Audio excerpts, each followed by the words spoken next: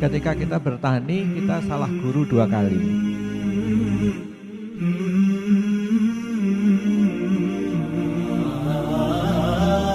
Kata Nabi SAW, saya akan buatkan pasar yang membuat dia lebih marah lagi. Dua orang yang dua-duanya wanita itu yang terkenal berperan sebagai muhtasib.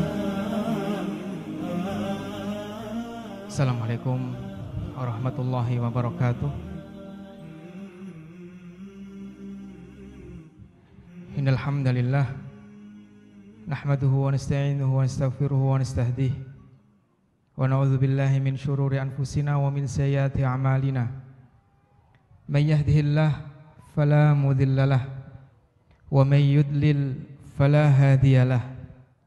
Asyhadu an la ilaha illallah wahdahu la syarikalah wa asyhadu anna Muhammadan abduhu wa rasuluh wa minhu ala wahyihi wa safiyyuhu wa khaliluh arsalahu rahmatan lil alamin basyiran wa nadhira wa da'iyan ila Allah bi idnihi wa sirajan munira. Allahumma salli ala Muhammad wa ala alihi wa sahbihi wa man tabi'ahu bi ihsanin ila yaumiddin. Allahumma inna nas'aluka ridhaka wal jannah wa na'udzubika min sakhatika wan nar. Amin ya rabbal alamin. Amma ba'du. Bapak Ibu saudara sekalian yang dimuliakan Allah Subhanahu wa taala, alhamdulillah rabbil alamin, puji syukur kita panjatkan kehadirat Allah. Dari pagi sampai siang ini kita disibukkan dengan aktivitas yang merupakan sunnah para nabi. Aktivitas yang merupakan sunnah para nabi, yang karena aktivitas ini Nabi juga dikritik oleh orang-orang kafir Quraisy. Ketika orang-orang Quraisy melihat Rasulullah sallallahu alaihi wasallam berjalan-jalan di pasar, maka mereka mengatakan, mali hadzal rasul ya'kulut ta'am wa yamshi fil aswaq. Ini nabi apa? Kok makan makanan manusia dan jalan-jalan di pasar? Ini kalimat orang-orang Quraisy, Pak, yang diucapkan ya untuk membuat kesan bahwa jalan di pasar itu tidak pantas untuk seorang nabi, supaya dengan begitu nabi meninggalkan pasar dan pasar dikuasai oleh orang-orang Quraisy. Maka mereka membuat opini, mali hadzal rasul, ini nabi apa ini? Ya, kalau nabi kok masih jualan ke pasar? Dan itu kalimat yang menyesatkan, karena begitu nabi dibegitukan, kan itu ya? Kemudian nabi sempat bingung.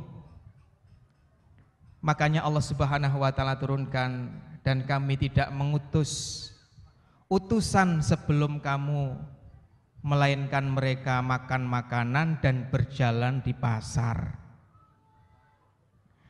Saudara sekalian yang dimuliakan Allah Subhanahu wa taala, ini kalimat-kalimat yang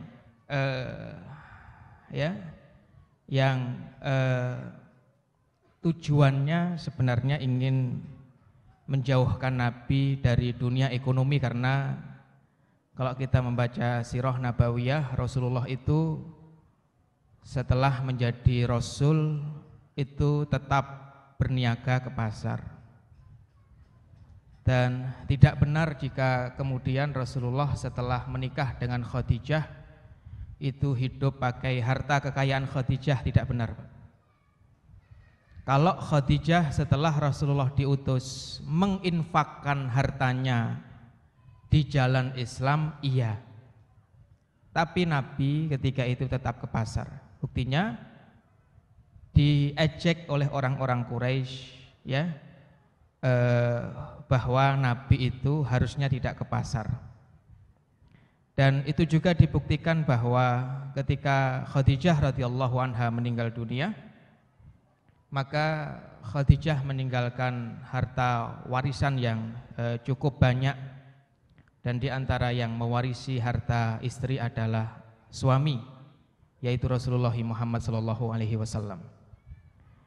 Ini makanya apa yang antum kita lakukan mulai dari pagi sampai siang ini, ya, ini bukan hal yang sia-sia, tapi ini adalah sunnah Nabi kita SAW, dan bahkan sunnah para nabi. Ketika Allah menjelaskan bahwa setiap nabi itu juga jalan ke pasar, pergi ke pasar, dan ini juga yang diistimbatkan oleh para sebagian ulama kita bahwa memang Nabi kita Shallallahu Alaihi Wasallam dan juga nabi-nabi sebelum Nabi Muhammad itu adalah orang yang dengan berjalan ke pasar itu berkecukupan ekonominya. Karena kalimat Nabi setiap kali berdakwah, aku tidak mengharap imbalan pada kalian karena imbalanku hanya di sisi Allah, itu bukti kalau mereka cukup secara ekonomi. Dari mana mencukupinya? Allah berfirman, dan utusan-utusan sebelummu tidak kami utus melainkan mereka berjalan-jalan di pasar. Makanya saudara sekalian yang dimuliakan Allah Subhanahu wa taala, ini merupakan satu kebaikan yang kita berharap hari ini Allah Subhanahu wa taala menatap kita semua dengan tatapan keridhaan dan memberkahi apa yang kita lakukan, sehingga bermanfaat bagi kita dan manfaat itu meluber sampai kepada seluruh umat Nabi Muhammad SAW. Saudara sekalian yang dimuliakan Allah Subhanahu wa taala, tadi pagi di Bazar Madinah di Akademi Quran saya membahas tema tentang taman dalam Quran. Siang ini ngomongin pasar, Pak. Ya. Habis ngomongin taman karena ternyata Quran, ya, itu juga sangat indah sekali bicara tentang taman, taman di rumah kita itu, Pak. Ya. Dan ternyata panduannya sangat menarik sekali. Ya.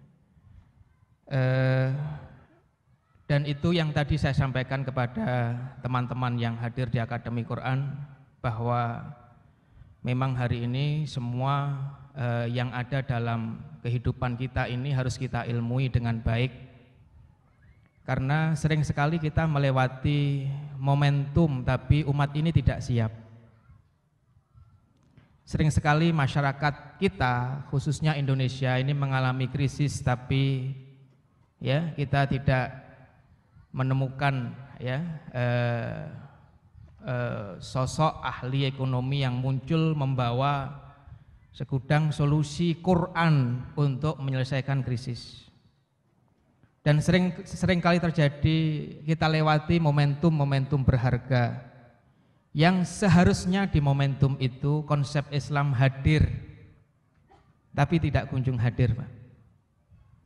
Makanya saudara sekalian yang dimuliakan Allah Subhanahu wa taala, ya, ini memang saatnya kita semua belajar apapun yang harus kita pelajari, sehingga dalam masalah ekonomi pasar seperti ini hari ini kita belajar, dan pada saatnya nanti ketika momentum besar itu hadir, maka kita tidak kebingungan konsep tentang bagaimana semestinya pasar itu, dan kita juga sudah punya lab di lapangan, ya, tentang pasar itu dibangun. Saudara sekalian yang dimuliakan Allah Subhanahu wa taala, pasar di zaman Umar, ya. Dan sebelum kita bahas pasar di zaman Umar, saya ingin membahas tentang sedikit pasar dalam Quran dan juga pasar dalam hadis Nabi Sallallahu Alaihi Wasallam. Karena apa yang dilakukan oleh Umar bin Khattab radhiyallahu anhu itu adalah merapikan apa yang telah dibangun oleh Nabi Sallallahu Alaihi Wasallam ketika beliau membangun pasar Manakhoh di Madinah yang tadi Ustadz Budi sudah mengupas, ya. Saudara sekalian yang dimuliakan Allah Subhanahu Wa Taala, ya. Terkait dengan pasar dalam Quran, ya, terkait dengan pasar dalam Quran, maka ayat yang menyebut kata suq, ayat yang menyebut kata pasar, ya, di dalam Quran itu adalah ayat yang berbicara tentang aktivitas Nabi Muhammad dan aktivitas nabi-nabi sebelum Nabi Muhammad yang tadi di mukadimah saya sampaikan, yang secara jelas menyebut kata suq yang artinya adalah pasar. Karena di pasar itu, ya, nabi kita dan nabi-nabi sebelum nabi kita beraktivitas, ya, sehingga Allah Subhanahu Wa Taala cukupkan rizki mereka dan mereka pun tidak perlu meminta kepada umatnya, ya, mereka pun kemudian tidak perlu meminta kepada umatnya. Pernah saya sampaikan barangkali seperti Nabi Nuh alaihissalam yang ketika berdakwah kemudian kaumnya menganggap bahwa dakwahnya ini hanya pengen uang, maka Nabi Nuh menjawab, kalau untuk urusan uang aku tidak perlu, karena balasanku ada di sisi Allah Subhanahu Wa Taala. Dari mana Nabi Nuh mencukupi kebutuhannya? Illa wa yamshuna fil aswaq, dari jalan-jalan di pasar. Ibrahim alaihissalam juga sama, Pak, ya, yang juga terhitung nabi yang punya, dan semua nabi rata-rata memang memiliki kemapanan ekonomi. Ibrahim juga sama, Ibrahim itu nabi yang juga wa yamshuna fil aswaq, jalan-jalan di pasar, ya. Dan kita mengetahui bahwa Ibrahim sampai mendapatkan gelar Abu Dhaifan, bapaknya para tamu, karena tidaklah ada orang bertamu di rumah Ibrahim melainkan akan dijamu oleh Ibrahim. Dan saya pernah menyampaikan ketika Ibrahim kedatangan dua tamu, yang sebenarnya dua tamu itu adalah malaikat, ya, yang ingin mengazab kaumnya Nabi Lut, mampir dulu ke rumah Ibrahim. Kita tahu bagaimana Nabi Ibrahim menjamu dua tamu itu. Disembelihkan seekor sapi, Pak. Dua tamu, jamuannya satu ekor sapi. Itu menunjukkan, ya, kemapanan ekonomi Ibrahim sebagai seorang nabi, yang hari ini langka orang punya tamu ke belakang nyembelih sapi dulu. Jangankan sapi, nyembelih ayam aja juga, kecuali jauh-jauh hari sudah dikasih tahu, minggu depan kita mau ke rumah antum, ya, hari Minggu jam sekian gitu. Baru kita siap-siap tuh. Ini Nabi Ibrahim dadak, Pak. Begitu dadak ada tamu, malam-malam pulang ke belakang, ya, bi'ijlin samin. Itu sapinya bukan sapi tua yang dagingnya alot, tapi ijl, anak sapi yang gemuk, Pak. Sapi muda. Ya. Mereka punya kemapanan ekonomi itu. Dari mana? Wa yamshuna fil aswaq, karena jalan-jalan di pasar.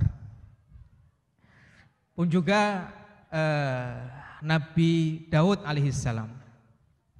Apa profesi Nabi Daud? Hah? Ya, Allah ajarkan, Allah lembutkan besi di tangan Nabi Daud alaihissalam, sehingga beliau bisa membuat pedang, baju besi dan lain sebagainya. Dan antum tahu harganya satu baju besi berapa?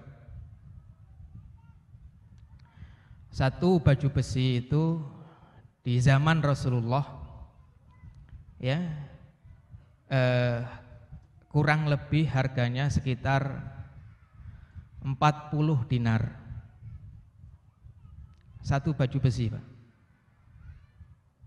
Itu 40 dinar. Satu dinar sekarang berapa, Ustaz? 2 juta. Sekitar 80 juta, Pak. Gitu ya? Dan Nabi Daud pabriknya. Pabriknya aja kebayang kekayaannya seperti apa. Makanya punya anak Sulaiman, Sulaiman juga begitu itu, Pak. Dengan segala kekayaan orang tuanya itu. Ya. Jadi itu baru satu baju besi. Makanya saudaraku sekalian yang dimuliakan Allah Subhanahu wa taala, Rasulullah SAW meninggal dunia dan baju besinya tergadaikan pada Yahudi. Itu adalah riwayat yang menunjukkan bahwa Nabi mapan ekonominya, bukan menunjukkan kefakiran Rasulullah SAW. Karena harga satu baju besi segitu itu, ya, 40 dinar. Dan antum tahu itu baju besi digadaikan dengan apa? Digadaikan dengan 2 kantong gandum, yang satu kantongnya harganya 1 dinar. Jadi Nabi menggadaikan baju besi untuk ngambil 2 kantong gandum, 2 dinar atau 4 juta. Harga baju besinya 90-an juta atau 80 juta. Cuma diambil segitu itu. Sisanya masih banyak, Pak. Makanya beliau wafat gitu ya. Baju besinya masih tergadaikan gitu ya. Itu sebenarnya uangnya Nabi masih di sana. Adapun beliau tidak sempat menebus karena setelah malam itu, setelah malam Nabi meminta sahabatnya yang berprofesi untuk menjamu tamu menggadaikan baju besi Rasulullah. Setelah malam itu Rasulullah kemudian jatuh sakit sampai 10 hari pertama sebelum wafat, 9 hari sebelum wafat, 8 hari, sampai sakit itu menghantarkan Nabi bertemu dengan Allah Subhanahu wa taala. Jadi belum sempat ngambil sisa uang yang masih ada di tempat Yahudi. Ya. Jadi saudara sekalian yang dimuliakan Allah Subhanahu wa taala, dari mana itu? Selain dari ghanimah pun juga wayamshuna fil aswaq, jalan di pasar-pasar. Makanya saudara sekalian yang dimuliakan Allah Subhanahu wa taala, ya, tahun 2 kenabian Rasulullah membangun pasar Manakhoh. Tahun 2 kenabian Rasulullah membangun pasar Manakhoh.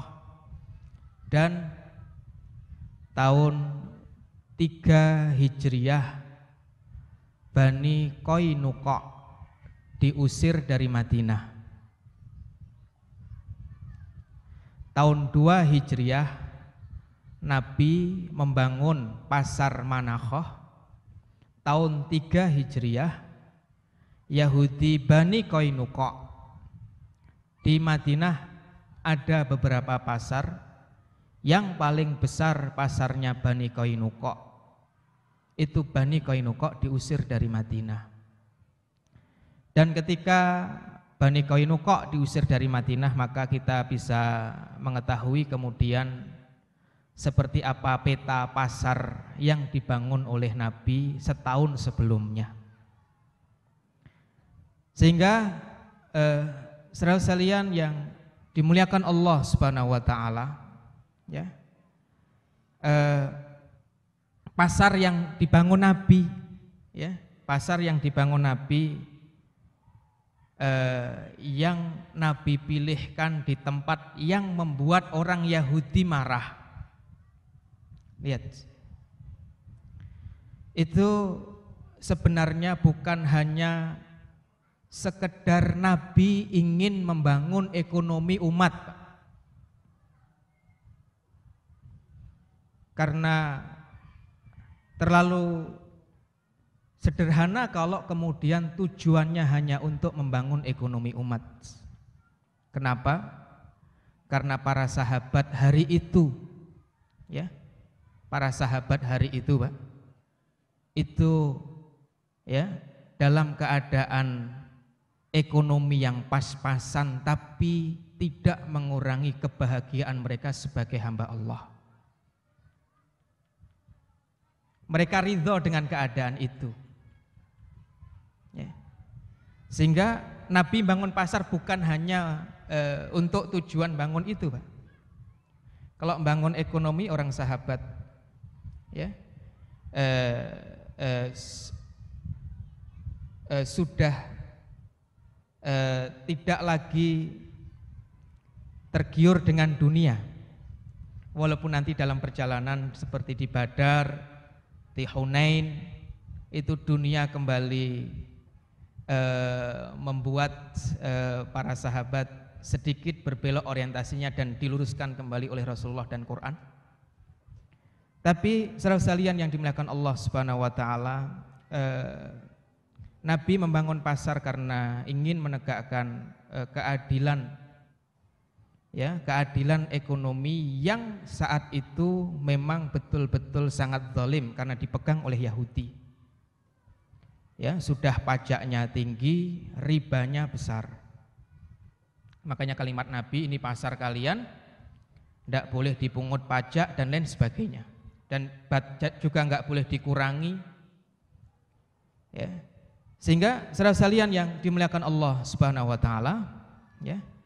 Ketika Rasulullah membuat pasar seperti itu, antum bisa bayangkan, ada pasar Bani Qainuqa, ada pasar Manakhah, yang sebenarnya tempat sebelumnya bukan Manakhah itu, tapi tempat sebelumnya adalah Baqi'-nya Zubair, yang bukan pasar Manakhah hari ini. Itu bisa kita lihat ketika ada pasar Bani Qainuqa Yahudi yang memungut pajak tinggi bagi pedagang yang berjualan di dalamnya dan memberlakukan riba serta tidak jelas kualitas dagangan di dalamnya, baik buruk halal haramnya.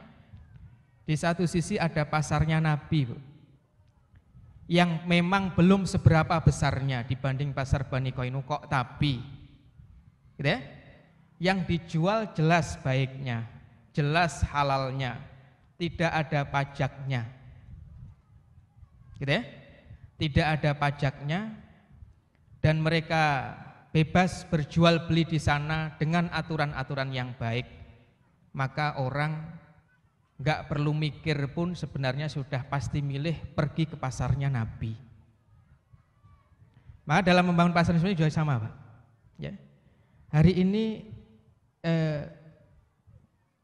kita melihat kalau dalam pikiran saya, entah dalam pengamatan ahli di bidang ini, saya tidak tahu. Kalau dalam pikiran saya contohnya pasar Islam yang di dalamnya menjual makanan-makanan yang baik. Ketika menjual beras pun juga beras yang organik. Dan dalam logika saya, makanan-makanan yang baik, ya, yang pengolahannya baik ketika ditanam seperti beras dan lain sebagainya, buah-buahan juga dengan cara yang baik, tidak pakai ya, obat-obat kimia yang membahayakan contohnya, itu harusnya ya di pasaran harganya lebih murah daripada yang mengeluarkan biaya mahal untuk beli obat, harusnya. Dalam pikiran saya, Pak, entah ini dalam pandangan ahli, oh enggak Ustaz, Karena kalau nggak pakai obat, kosnya lebih tinggi dan lain sebagainya, itu kurang tahu. Tapi setidaknya gitu. Kalau kita nanam, ya, kita pelihara dengan baik, yang satu nanam harus beli obat, gitu ya, untuk memperbanyak buahnya dan lain sebagainya, ya. Harusnya yang tidak berbiaya ini, yang natural, yang alami ini lebih murah. Ya. Sehingga saudara sekalian yang dimuliakan Allah Subhanahu wa taala, kalau kondisi pasar itu demikian, lihat, yang satu pasar Islami, ya, yang satu tidak Islami, ya. Yang Islami barangnya bagus-bagus, jelas, yang di sini tidak jelas, dan yang Islami harganya lebih murah daripada yang ini, maka pasti orang, Pak, ya, orang untuk beli beras organik yang sekilo, contohnya harganya 8.000, dan beras Sentra Ramos yang sekilo harganya 10.000, tapi tidak organik contohnya, itu akan lebih milih yang organik. Banyak saudara sekalian yang dimuliakan Allah Subhanahu wa taala, ini yang kemudian perlu difikirkan. Ya, ini yang kemudian perlu kita pikirkan. Dan saudara sekalian yang dimuliakan Allah Subhanahu wa taala, ya, pasar yang dibangun Nabi itu kemudian terus berkembang. Begitu Mekah dibuka, maka Rasulullah SAW meminta Sa'id bin As, ya, untuk mengawal pasar di Mekah. Adapun di Madinah, pengawalan pasar dan pengawasannya diserahkan kepada Umar bin Khattab radhiyallahu anhu. Sampai zaman Abu Bakar As-Siddiq radhiyallahu anhu. Kemudian Abu Bakar As-Siddiq radhiyallahu anhu meninggal dunia, baru kemudian Umar jadi khalifah, dan saat itulah kemudian Umar bin Khattab, Pak. Kita banyak mendapati riwayat-riwayat dari beliau tentang bagaimana beliau mengembangkan dan menjaga pasar yang dulu dibangun oleh Nabi SAW. Dan sebagaimana kita mengetahui bahwa yang kemudian disiapkan oleh Umar untuk mengawal dan mengawasi pasar itu adalah muhtasib, atau di pasar itu harus dibuatkan sistem, namanya adalah sistem al-hisbah, pengawasan, pengontrolan. Yang sebenarnya hisbah ini adalah dulu tugasnya bukan hanya di pasar, Pak, tapi hisbah itu adalah sekelompok orang yang ditunjuk tujuannya untuk amar ma'ruf nahi munkar, itu saja. Apakah amar ma'ruf nahi munkar di jalan dan lain sebagainya, itu namanya hisbah. Tapi karena perangkat negara Islam hari itu mulai banyak, wilayahnya semakin luas, maka khusus untuk pasar dibuatkan hisbah tersendiri. Ya. Yang awalnya hisbah ini adalah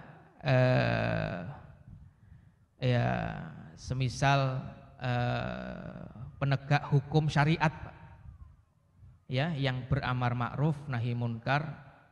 Ayatnya jelas, wal takum minkum ummatu yad'una ilal khair wa ya'muruna bil ma'ruf wa yanhauna 'anil munkar. Hendaklah di antara kalian ada sekelompok orang yang menyuruh kepada kebaikan, ya, dan mencegah dari kemungkaran, dan mereka adalah hisbah, adalah muhtasib. Tapi karena wilayah mulai luas, ya, wilayah mulai luas, kemudian perangkat untuk membangun negara pun juga mulai banyak, maka di zaman Umar, ya, hisbah ini mulai dibuat sendiri khusus untuk pasar. Dan di antara muhtasib yang ditunjuk oleh Umar untuk mengawal pasar di Madinah, ya, mengawal pasar di Madinah itu yang terkenal ada dua, ya, yang terkenal ada dua. Yang pertama adalah Syifa bin Abdillah. Ini seorang wanita ya yang hari itu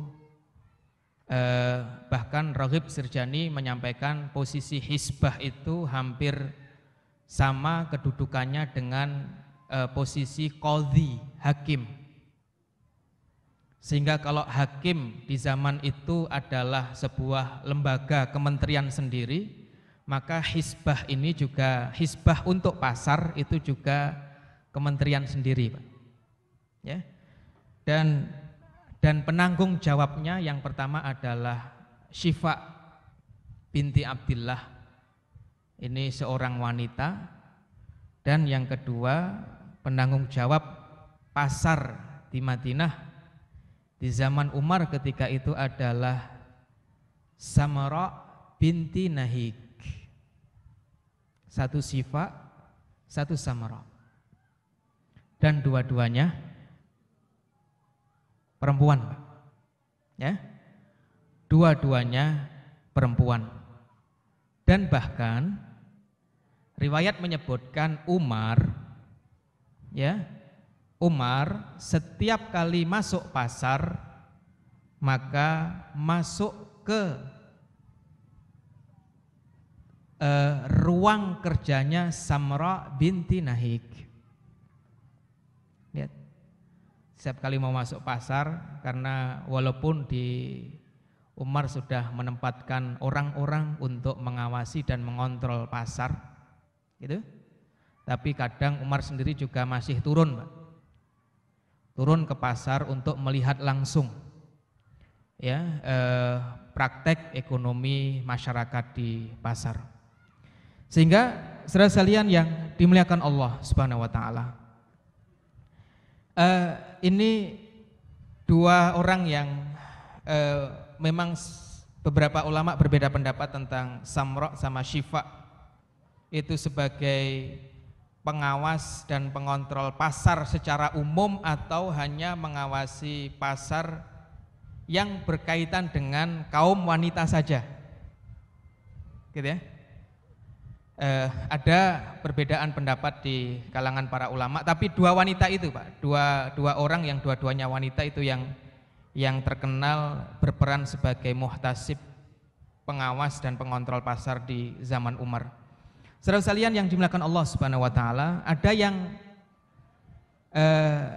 yang menarik dari bagaimana Umar mengatur pasar di zamannya.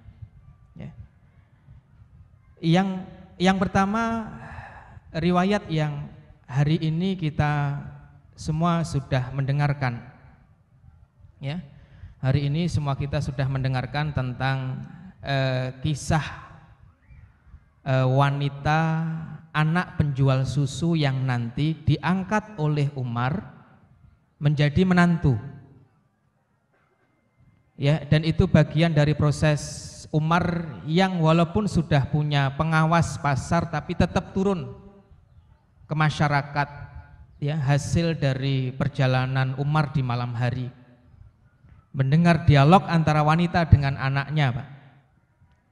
Seorang ibu nyuruh anaknya mencampur susu dengan air, ya, dan anaknya mengatakan, bukankah Amirul Mukminin sudah melarang penjual susu untuk melakukan itu? Baru kemudian ibunya mengatakan, Umar kan sekarang tidak ada. Anaknya menjawab, kalau Umar tidak ada, Tuhannya Umar melihat kita.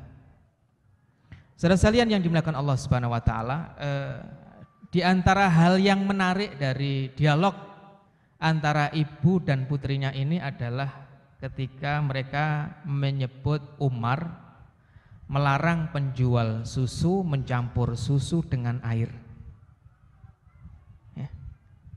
Lihat, Pak, itu mencampur barang halal dengan halal, ya, mencampur barang halal dengan halal, ya. Kebijakan Umar hari itu tidak boleh, Pak. Susu dengan air, susu harus murni susu, ya, karena ini ada kaitannya dengan kesehatan fisik umat Islam hari itu, yang punya beban syariat yang berat, Ya, kalau kemudian fisiknya tidak sehat bagaimana? Dan di antara makanan ya itu adalah dari susu itu. Bayangkan itu nyampur susu pakai air. Dan bukan hanya itu, tapi juga bahkan di zaman Umar itu orang nyampur susu sapi dengan susu kambing. Gitu Pak. Lihat, susu sapi halal, susu kambing halal. Kalau dicampur, ya, secara kesehatan bagaimana? Dokter, berbahaya tadi tidak? Tidak, tidak ya. Susu sapi sama susu kambing kalau dicampur juga tidak membahayakan, kata Dokter Val, bukan kata saya. Ya. Tidak membahayakan Pak, tapi itu pun masih dilarang. Lihat, ya. Sehingga saudara sekalian yang dimuliakan Allah Subhanahu Wa Taala, ini kalau kita tarik ke praktek ekonomi hari ini, di mana kita mendapati ya jangankan susu dicampur dengan air Pak, ya. Bahkan susu dicampur dengan zat-zat yang kita tidak tahu apa namanya, ya, yang tentu karena kimia membahayakan bagi tubuh kita dalam jangka waktu yang panjang, kan ya. Jadi lihat saudara sekalian yang dimuliakan Allah Subhanahu Wa Taala, ketika kemudian susu yang beredar di pasaran seperti ini dan susu yang beredar di pasar Madinah, pasar Islam seperti ini, jelas Pak, orang akan milih yang baik, gitu ya. Orang akan milih yang baik. Itu baru nyampur susu dengan susu, nyampur susu dengan air.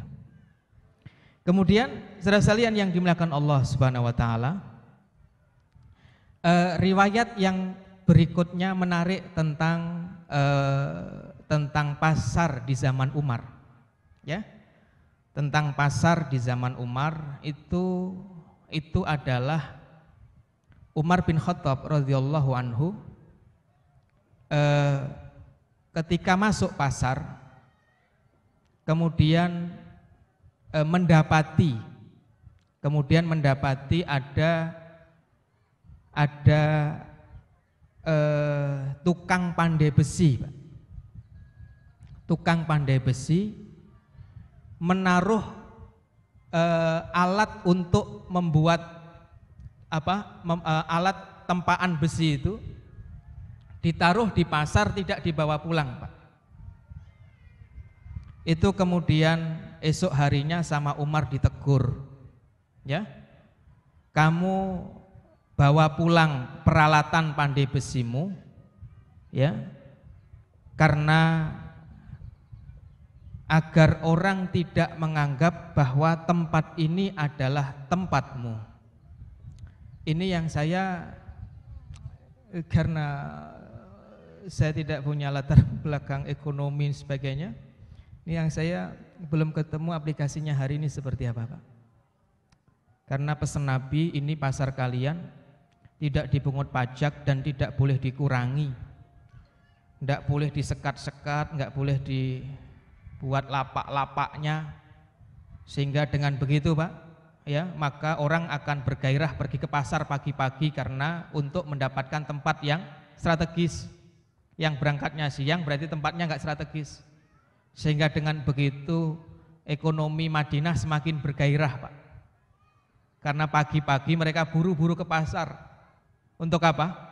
Untuk cari tempat yang strategis. Makanya ketika ada orang naruh, gitu ya, alat tempa besinya di pasar tidak dibawa pulang, itu sama Umar ditegur. Karena apa? Karena khawatir pedagang yang lain mengira ini tempat sudah kamu tempati, padahal kamu datangnya belakangan. Lihat, ini coba dicarikan aplikasinya untuk model pasar hari ini seperti apa. Dan bukan hanya itu, bahkan ada penjual Pak, penjual untuk menarik pedagang itu menaruh di depan jualannya gentong untuk minum, Pak. Dan di samping gentong itu ada budak yang tugasnya ngasih minum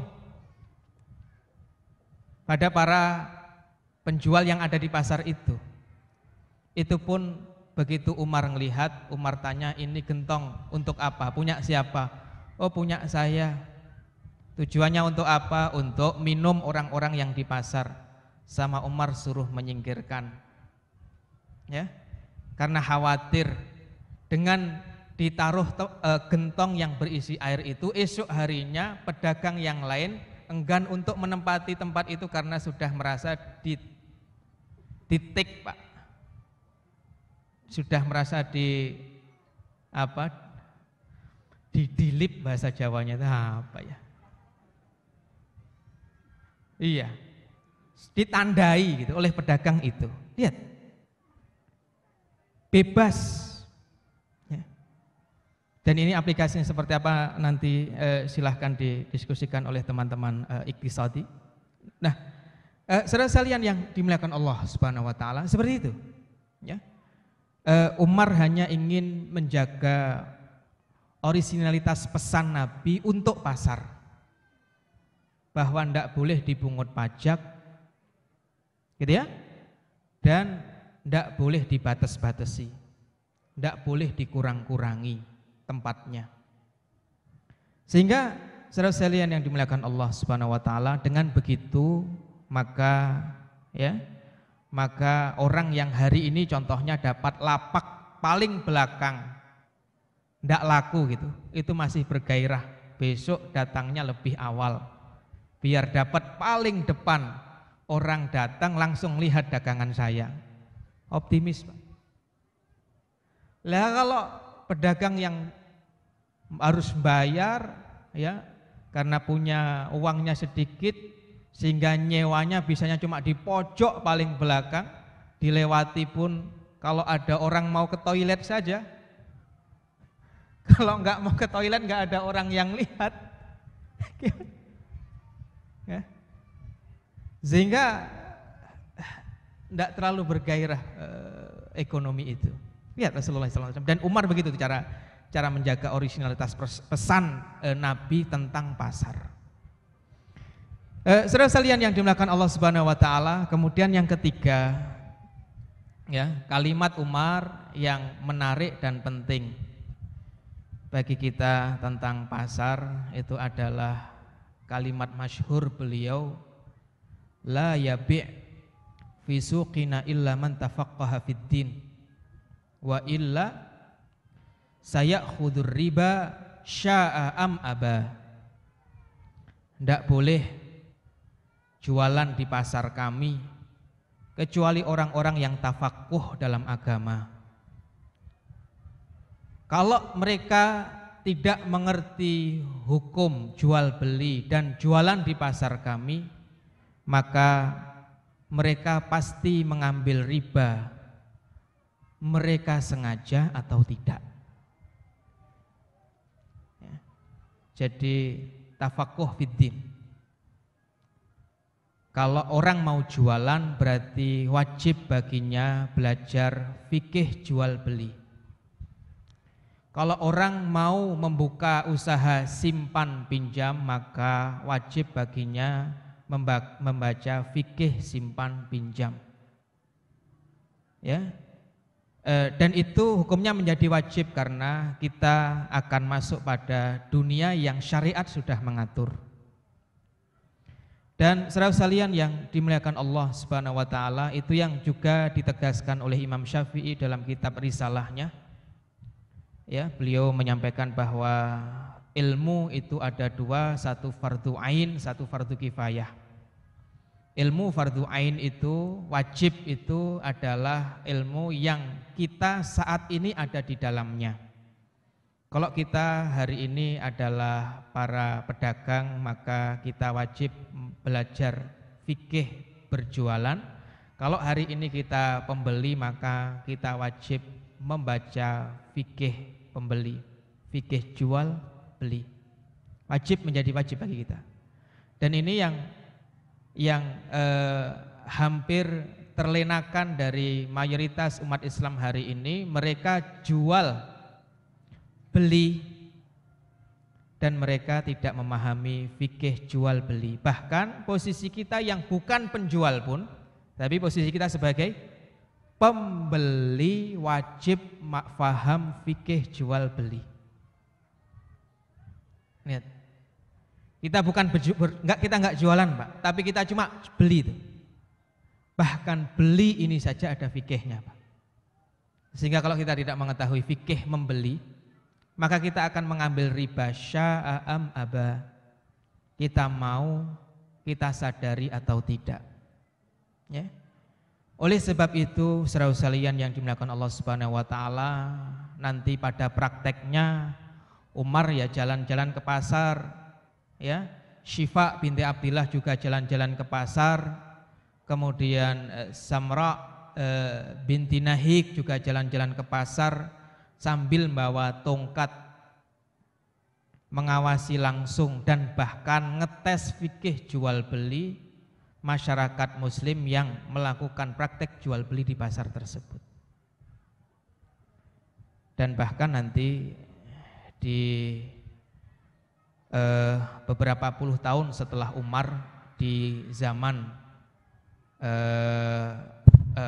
Imam Malik, di zaman Imam Malik Pak, Imam Malik bin Anas, ulama Madinah itu, Imam Malik sebagai ahli fikih Madinah hari itu mengeluarkan surat yang ditujukan kepada gubernur-gubernur, pemimpin-pemimpin, agar mereka mengumpulkan para penjual di pasar-pasar yang ada di bawah pemerintahan mereka. Imam Malik nulis surat, ulama Pak, gitu ya, nulis surat ditujukan pada gubernur. Permintaannya agar gubernur, amir-amir mengumpulkan para pedagang di pasar mereka. Dan nanti begitu sudah dikumpulkan para pedagang, gubernur menghubungi Imam Malik, Imam Malik datang dan ngetes fikih mereka satu-satu. Dan yang tidak paham halal haram, pertanyaannya mudah-mudah seputar halal haram dalam jual beli Pak. Yang tidak bisa ketika dites oleh Imam Malik, maka barang dagangannya akan diambil dan dikeluarkan dari pasar. Diminta untuk dikeluarkan dari pasar. Ya. Jadi sampai segitu ketat Pak, ya, sampai segitu ketat ulama dan Khulafaur Rasyidin mengawal pasar agar sesuai dengan yang diinginkan oleh Rasulullah Muhammad SAW. Ya. Bahkan nanti di beberapa fase di daulah Bani Umayyah di Andalus itu Pak, di Andalusia, Spanyol, Portugal, itu bahkan menuliskan kalimat la ghaliba illallah, tidak ada yang menang kecuali yang dibersamai oleh Allah itu di mata uang. Lihat dinar sama dirham itu disetempel tulisannya la ghaliba illallah, tidak ada yang menang kecuali yang dibersamai oleh Allah. Sehingga orang itu Pak, ketika ke pasar mau ngambil uang, yang dia baca itu di uangnya Pak. Ya.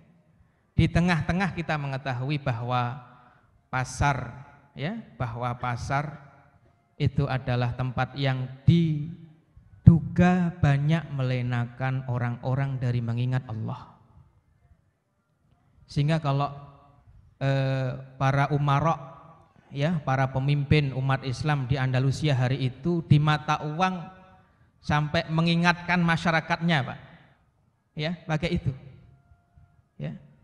Dalam rangka agar kesibukan dalam urusan ekonomi yang itu penting tidak melenakan dari mengingat Allah.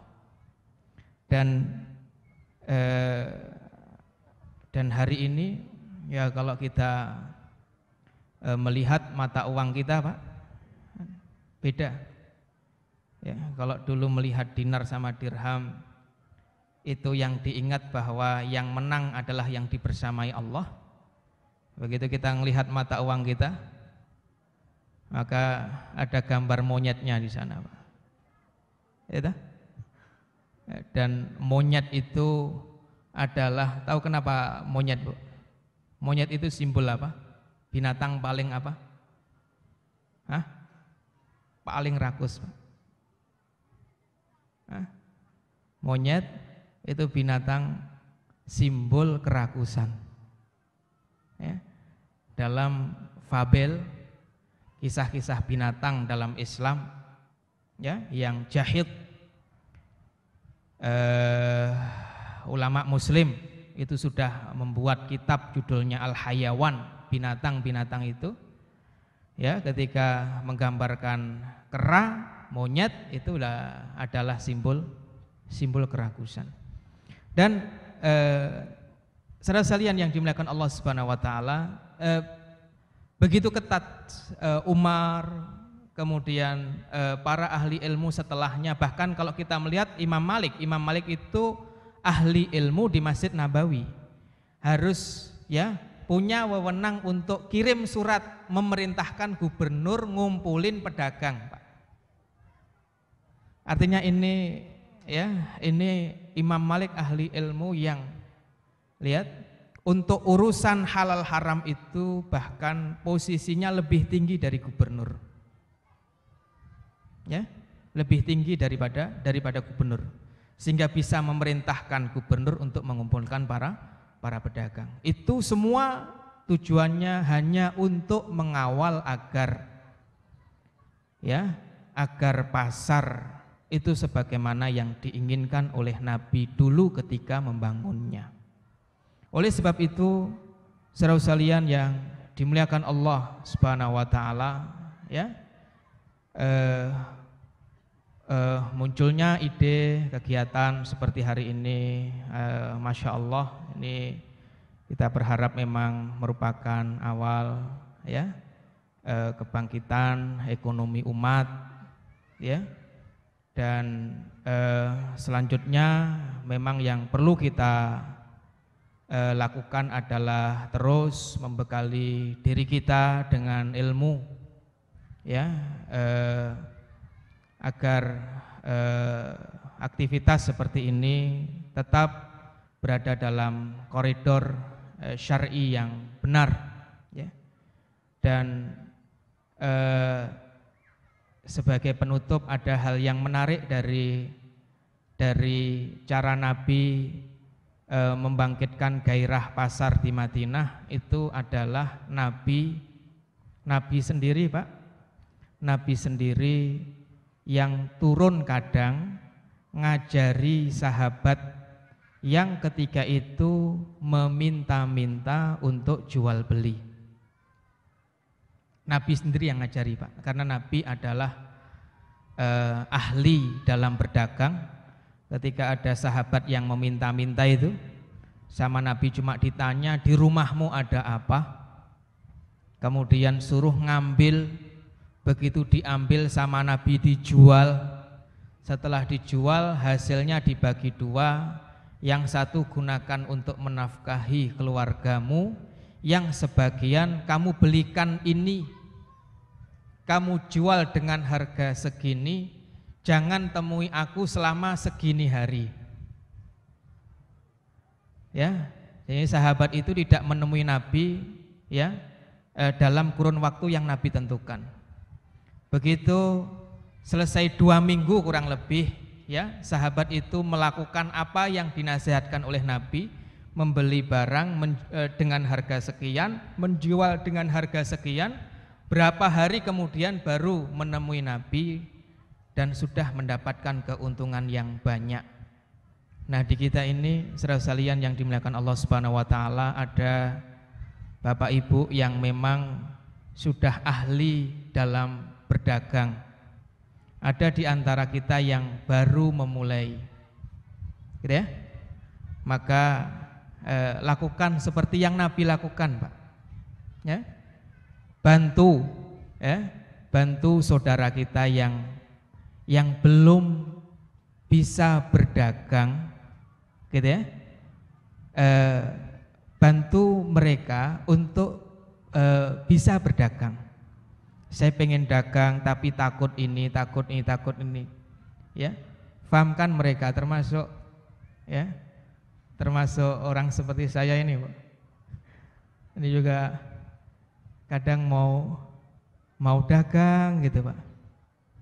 Cuma saya bingung, ya, karena kalau saya dagang pasti banyak orang yang beli dagangan saya.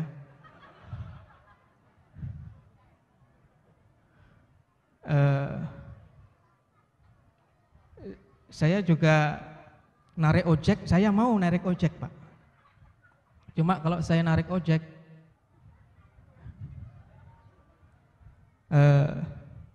pasti yang saya antar ngasih uang lebih pada saya, Pak. Kalau kenal.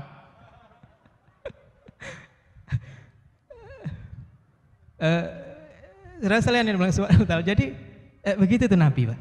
Ya, sampai yang nggak ngerti berdagang pun lihat, cuma bisanya minta-minta, Pak.